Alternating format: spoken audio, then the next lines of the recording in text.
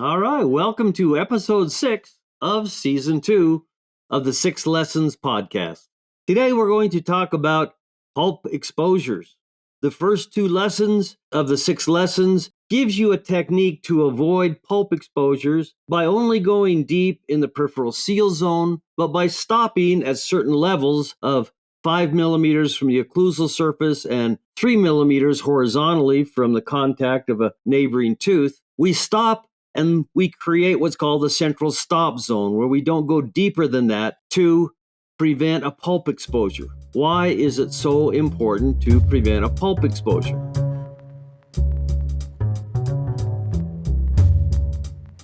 A paper by Van Thompson and his team in 2008 was a meta-analysis of all direct pulp cap studies and indirect pulp cap studies that have been carried on long term. So exposing pulps have been happening ever since dentists tried to restore teeth. For 200 years, once a pulp is exposed, it responds with certain biologic responses. But, of course, those biologic responses were not known in the days of early dentistry in the 1700s or 1800s. But at the end of the 1800s, it was understood that the inflammation, infection, and even fatal diseases came from germs. So germ theory of Louis Pasteur and the understanding of diseases by Koch and his postulates understood that infectious disease and these microbes were very related.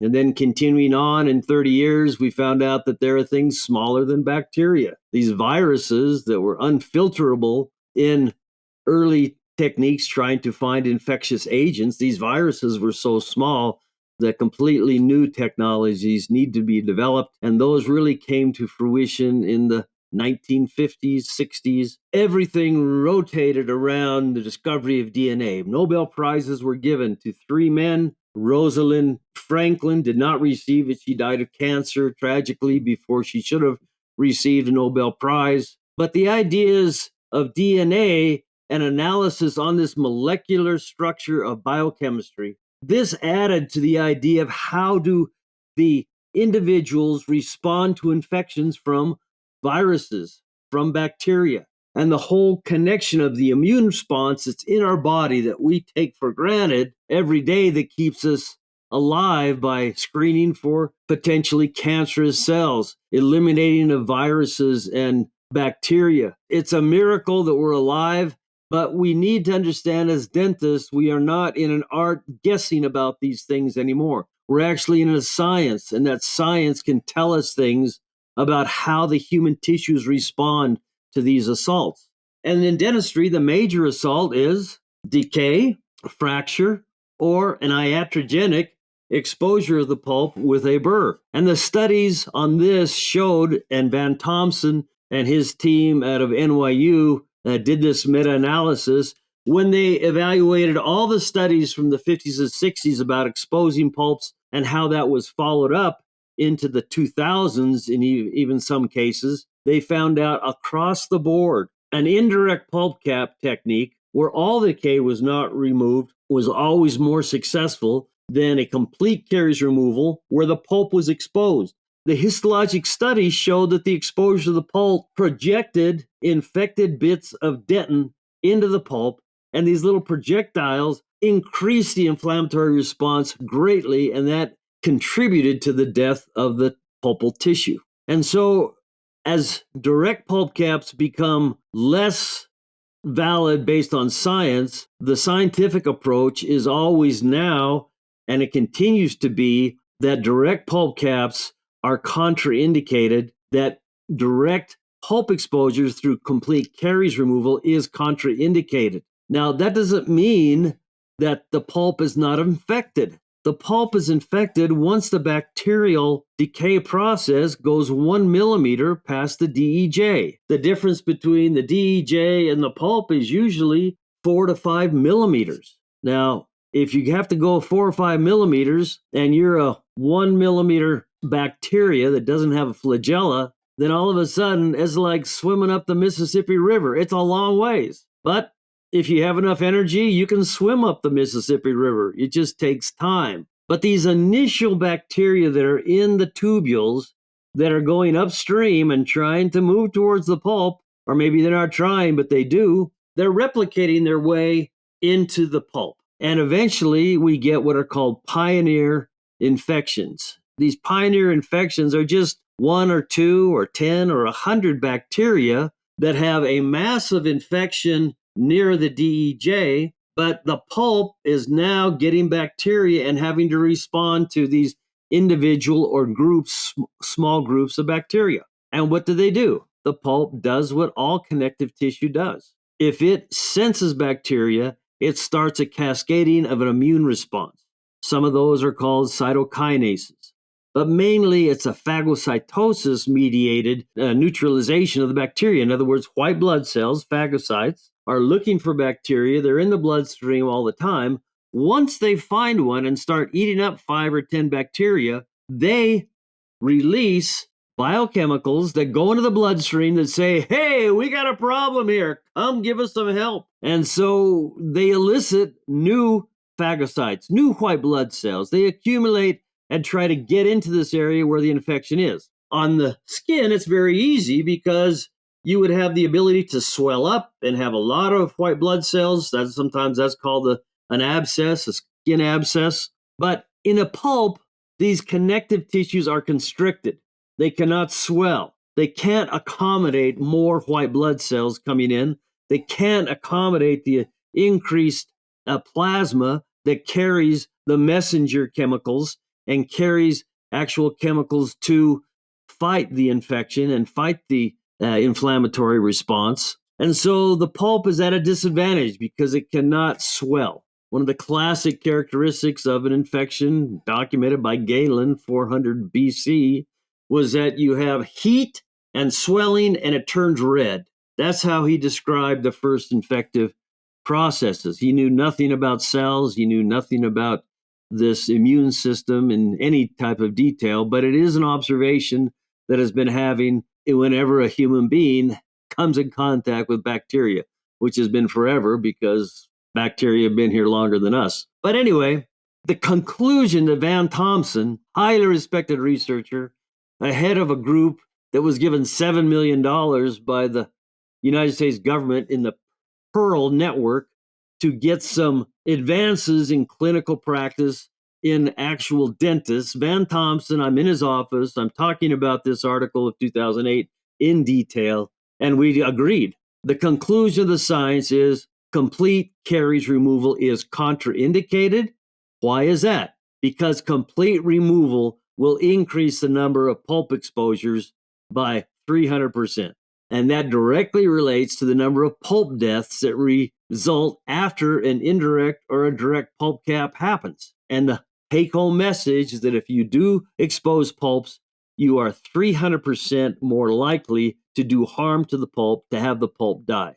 The basic principle of the Hippocratic Oath is do no harm. Well, if you don't know that it's harmful, it's hard not to do it. But once you know what harms something, you shouldn't do it. And we know that direct pulp caps harm. And we also know that exposing odontoblasts close to the pulp requires a healing process of the odontoblasts that generates a secondary dentin. And that's part of the immune response to fight decay and fracture in teeth. And it delays the problem, but it usually has some infections that are too strong and the pulps die. Some cracks that are too severe that lead to infection and the pulps die.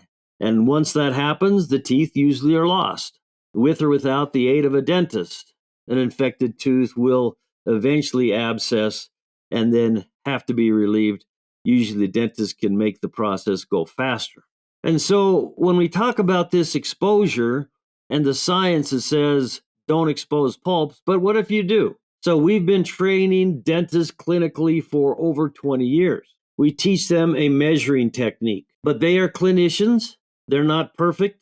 The measurement technique relies on visualization. Visualization is often altered by the angle that you're looking at a probe, for example, to decide how deep you are into a cavity, which was the innovation that I made on how to prevent pulp exposures by measuring how deep you are and stopping a millimeter before you would hit the pulp. Well, when I train 500 dentists. Each of those dentists have a learning curve, and each of them will expose some pulps. So the question is, what do you do when you expose a pulp? There are two philosophies. And one philosophy is that you bond to the pulp and let that pulp heal. And that philosophy was pioneered by Charlie Cox and his team and other researchers around the world that did direct pulp caps with adhesive systems on non-human primates. And we had mammalian studies on beagles, we had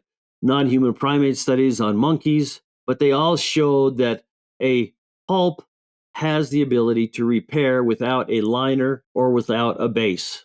Every liner, every base responded the same as a layer of adhesive. Layer of adhesive has chemicals. Every liner has chemicals. Every base has chemicals. But how we respond and what the pulp is doing, there are some endodontists that say a pulpotomy of removing the most infected areas of the tissue is desirable. But that still requires then a step to stop the bleeding after the surgical incision. And then we have the problem of staying bonded. If we don't keep the seal, then the reinfection into this area of the pulpotomy is the determining factor whether the pulpotomy is effective or not. Dr. Ricucci in Italy, Arthur Duncan at Trinity University in Ireland have long-term cases of successful pulpotomy, but it takes time, and the amount of cost and the amount of time it takes means that it's a different procedure. Our procedure of an indirect pulp cap, which has been the most tested way to deal with these partially infected pulps, has the advantages of not having to stop the bleeding. But if you have a small area of bleeding with a small exposure, then that small area of pulp exposure is infected, but the treatment that's most important is to stop any of those bacteria from continuing to have a food source. And so there needs to be a seal established. And this is where adhesive dentistry makes the difference between mechanical approaches of direct and indirect pulp caps. If we have great success with an indirect pulp cap with mechanical restorations, now we see that adhesive restorations can give us almost 100% success in allowing those pulps to heal, because now we're sealing and we're decreasing the micro movements of the restoration, which decreases the chance of bacteria coming underneath a gap in a restoration. And so what we recommend is based on a paper that was published by Charlie Cox and his team at UCLA. And this paper that was published in 2002 summarizes many, many, many principles. But the basic principle is stop the bleeding first. If you have bleeding going into your bonding field, then that will decrease your bond strength. So you have to stop the bleeding. How do you stop the bleeding? The recommendation is using an epinephrine solution from lidocaine. Lidocaine comes in two standard dilutions, but the stronger epinephrine of 1 to 50,000 will have the ability to stop these capillary bleeds that have come from the pulp exposure. So a 1 to 50,000 epinephrine in lidocaine on a cotton pellet placed on the exposure will stop the bleeding almost every time. If the exposure is larger and the inflammation of the pulp is greater, the bleeding will be very aggressive. And to stop that, you'll need a stronger shutting down or coagulation of the capillaries. And this will come by putting bleach diluted.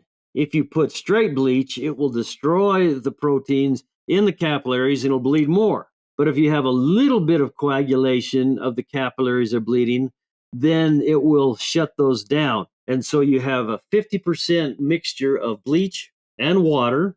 We use distilled water, but regular water would be fine, I'm sure. But that mixture will stop the bleeding. In a situation where it's even more infected and more bleeding, there is a technique that I learned from Ray Bird a lot of years ago, and that's putting superoxole on a very inflamed pulp. I haven't taught that, but I have done that. And in these situations where I had large pulp exposures, the bleeding stops immediately. But this superoxide is a concentrated oxygen solution, and so that decreases your bond because it inhibits the polymerization. So you have to actually use superoxide and then rinse that very well. The pulp will turn white, and you will see that. But I've have many successful direct pulp caps like that before I figured out how to not expose the pulp through measurement. Anyway, those three techniques that I've used over the years. A fourth technique is just waiting. If a capillary is injured and bleeding occurs, there are platelets that are released. Platelets are very sticky, and platelets tend to accumulate in the area where the bleeding has happened, and they eventually become a plug. It just takes time. The body doesn't want to have these platelets active too much, too fast, for too long, or else you can create clots. And so if you just wait, you also will get a stopping of bleeding, but it takes patience. Sometimes it takes 10, 20 minutes to have that happen.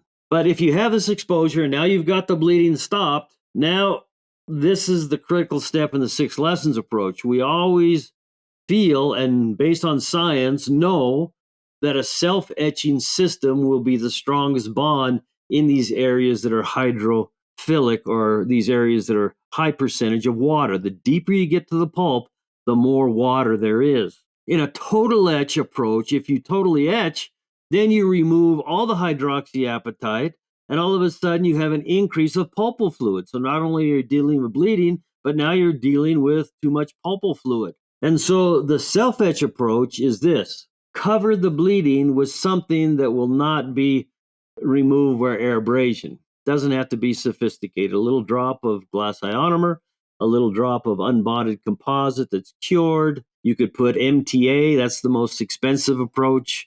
You could make your own MTA with Portland cement. That was Ray Bertolotti's way to save money on MTA. Many endodontists use MTA in these situations. It's a highly basic solution. It kills bacteria because bacteria hate high pHs. They love low pHs. Bacteria love acid. Remember, the cause of stomach ulcer are bacteria, because the acid in the stomach doesn't bother them at all.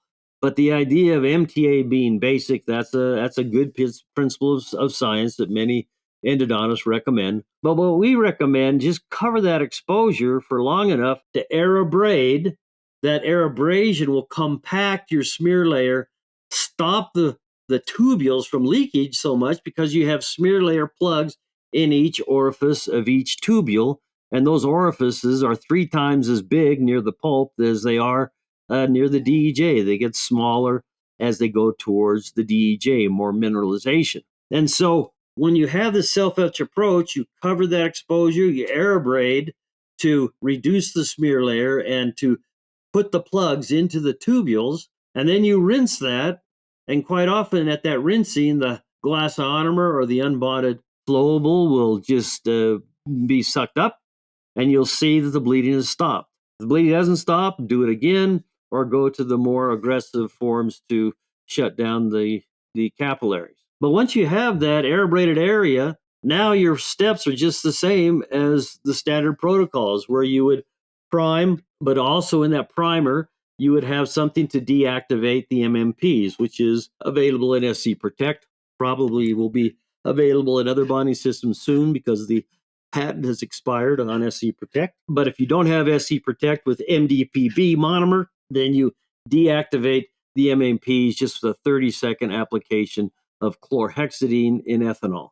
Concepsus by Ultradent is the product we've used the longest. Bisco makes a product, many products around the world, just straight chlorhexidine with ethanol.